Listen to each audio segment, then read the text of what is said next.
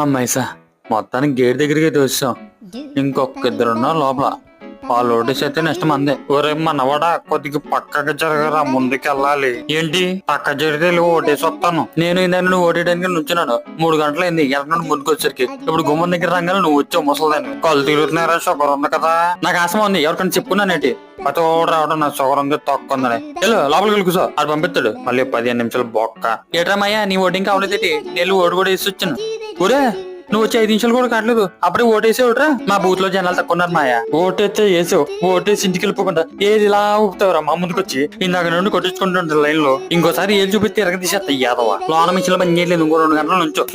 నువ్వు సాయంత్రం సెంటర్ లో కనబడతా, ఓటేసి వచ్చి నీ పని చెప్తాను. వచ్చే ముసల్దానా నువ్వు కదలకు, అక్కడే కూర్చో. ఏదో పేరాన్ని కూర్చుంటే కూర్చుంది. త్వరగా ముందు ఓటే వేసా, నీ వెనకాల నేనే నుంచింది. కరెక్ట్ గా గుమ్మం దగ్గరికి వెళ్ళగానే నాకు షుగర్ ఉంది అని వచ్చింది.